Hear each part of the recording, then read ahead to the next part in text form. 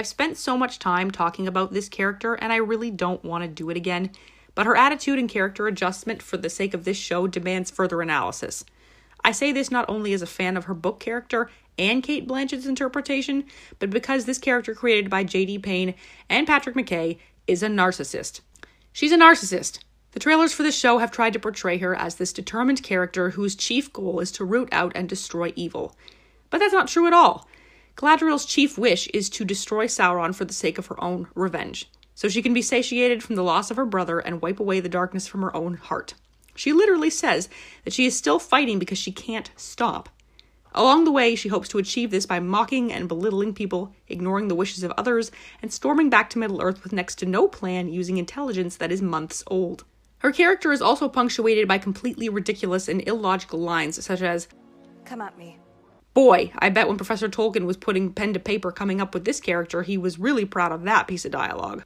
When that line happened, I kid you not, I had to pause the episode and put my head in my hands because I could not believe someone with Galadriel's credentials and thousands of years of history said something that a modern-day TikToker would say. Actually, wait, I can believe it because these writers don't know how to write women.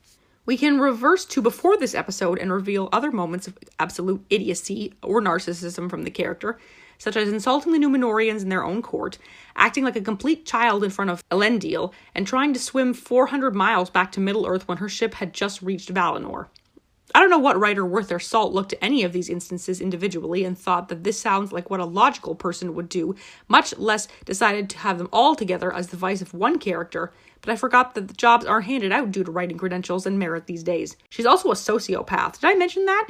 In episode 5, after numerous occurrences in which Halbrand has told her that he has no interest in returning to Middle-earth to be the king of the Southlands, she blatantly disregards his wishes and informs the queen that he will be fully involved in the preparations for the invasion. And then she goes so far as to say that he will only achieve peace if he does what she says. This is the most manipulative thing this character has ever done. She shows next to no remorse for it. I don't buy her half-hearted apology later in the Forge. She clearly feels no guilt over it and would have done it again if it served her purpose. And if that weren't enough, surely threatening to gut a man in broad daylight in a city that's hostile to her would be enough. Not to mention that the man in question is the one who saved her from the shipwreck and has treated her with nothing but kindness since then. She rarely smiles, and when she does, it comes across as the most disingenuous thing. She smirks more often than not, and it's extremely condescending.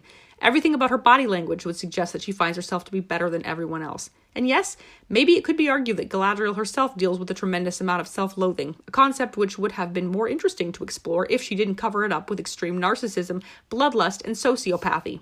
Her lack of empathy levels are disturbing as well, a trait which caused her entire company to turn on her when she disregarded their needs to forge ahead into a storm, heedless of their physical well-being. I promised myself I wasn't going to dive into lore comparisons here because it would make me even more irritated with this character than I already am, but I have to do it just this once. This is the Second Age, not the First.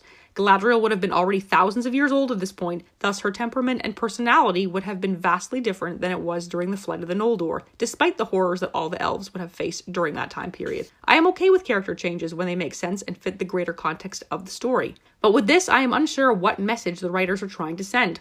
All they have done is create a character that is completely insufferable to everyone around her, but who everyone else still pretty much bows and scrapes to anyway.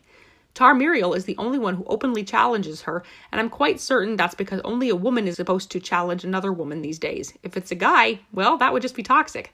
In the end, if this character had been completely original and not based on one of the most beloved characters in Tolkien's world, I would still have hated her because of just how insufferable, self-absorbed, and narcissistic that she is.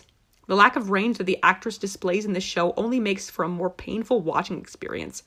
I don't know anything about Morfydd Clark's thespian abilities, but I genuinely hope that it's the script that is causing this bad acting, and that she's not like this on all of her other projects as well. I think there's only a few episodes left of this garbage, and then we'll get to watch the bonfire of whether or not this thing made enough money to get a second season. With our luck, however, we're in for another 4 seasons of this. Better strap in, everyone. Hollywood destroying our favorite IPs and characters is far from over.